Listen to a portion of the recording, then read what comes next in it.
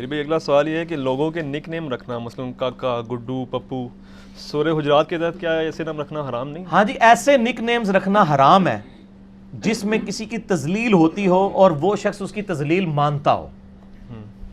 اب اگر کوئی ماں اپنے بچے کو پپو کہتی ہے اور وہ پپو نام چل پڑتا ہے تو اس کی تو کوئی تضحیق نہیں، اس کو کوئی نہیں مانتا، نہیں لوگ اس کو آنر ہی فیل کرتے ہیں نا، اور وہ بھی پیار محبت سے وہ اپنا نام مان رہا ہوتا ہے۔ تو اس طرح کے نک نیمز تو کوئی منع نہیں ہے، بلکہ یہ نک نیم رکھنا تو سنت ہے۔ ابو ہریرہ کا کیا مطلب ہے؟ بلیوں والا۔ حضرت ابو ہریرہ کو محبت تھی، ان کا نام ہے عبد الرحمن، نبی علیہ السلام نے ابو ہریرہ کہہ دیا، نام پڑ گیا۔ ابو تراب کس کی کنیت ہے؟ مولا علی کی۔ مولا علی کی اپنی کنیت ہے ابو الحسن، لیکن آپ کو پتا ہے بخاری مسلم میں آتا ہے کہ ایک دفعہ سیدہ فاطمہ سے کوئی اختلاف ہوا، میاں بیوی کے ہونے کے ناطے مسجد میں چلے گئے، نبی علیہ السلام آئے، پوچھے فاطمہ کدھر ہے تیرے چچا کا لڑکا؟ یا رسول اللہ مجھ سے ناراض ہو کے چلے گئے۔ صحابی کو بھیجا، ڈھونڈ کے لاؤ، ان کا مسجد میں لیٹے ہوئے ہیں۔ آپ نے نہیں کہا بلا کے لاؤ، آپ خود چلے گئے، مسجد میں لیٹے ہوئے مٹی کے اوپر ہی اپنے مبارک ہاتھوں سے مٹی جھاڑی اور کہا اٹھ ابو تراب، اور مٹی میں لپٹنے والے اٹھ۔ انہوں نے اپنی کنیت ہی رکھ دی ابو تراب، مٹی والا۔ اب یہ بھی تو اسی قسم کا ہی نام ہے لیکن نک نیم ہے، نک نیم دینا سنت ہے۔ البتہ کسی کو تذلیل کرنا، کسی کو کہنا اوے لنگڑے، اوے انے، اوے کانے، اب یہ وہ لفظ ہے جسے کوئی برا مانے گا۔ اس طرح کے سورۃ الحجرات میں آیا کہ کسی کو برے القاب سے مت پکارو، یہ فسق ہے، گناہ کبیر ہے، اس طرح کے نک نیم رکھنا حرام ہے۔ البتہ جو کسی کے اپنے نک نیم چل رہے ہیں تو وہ اگر زرداری صاحب اس سے خوش ہوتے ہیں کہ ایک زرداری سب پہ بھاری، تو وہ تو نہیں اس سے ناراض تو نہیں ہوتے، تو اگر خوش ہو رہے ہیں اور یہ کوئی نعرہ لگا رہا ہے تو وہ تو خوش ہو رہے ہیں، اس چیز کو برا تو نہیں برا مان رہے ہو تو وہ کہہ دیں کہ یار میرے ساتھ نہ کرو ایسے۔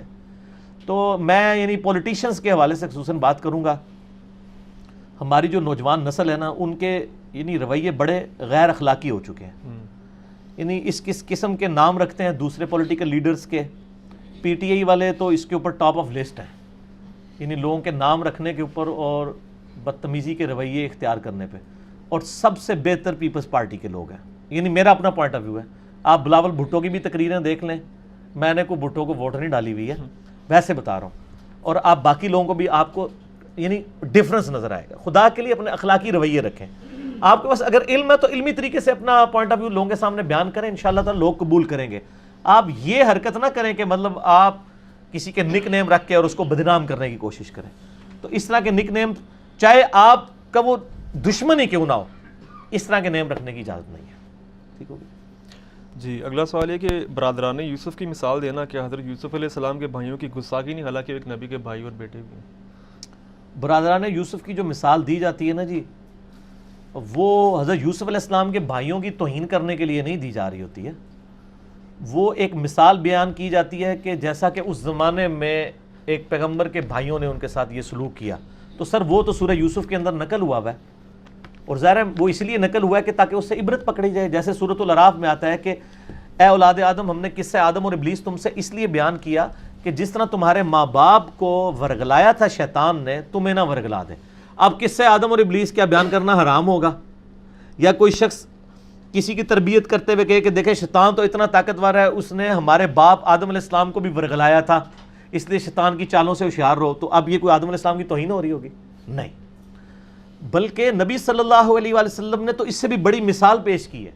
بخاری اور مسلم کی متفق علیہ حدیث ہے، آپ کی بیماری کے دن تھے، آپ صلی اللہ علیہ وآلہ وسلم نے فرمایا کہ ابو بکر کو کہو کہ میری جگہ نماز پڑھائے۔ اچھا، اب کیا ہوا؟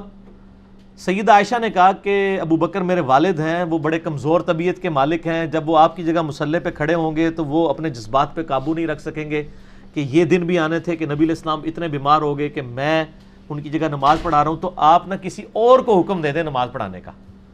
تو آپ نے فرمایا نہیں، ابو بکر ہی نماز پڑھائیں، یہ بخاری مسلم دونوں میں۔ پھر سیدہ عائشہ نے کیا تو نبی علیہ السلام کو غصہ آیا، پتہ آپ نے کیا کہا؟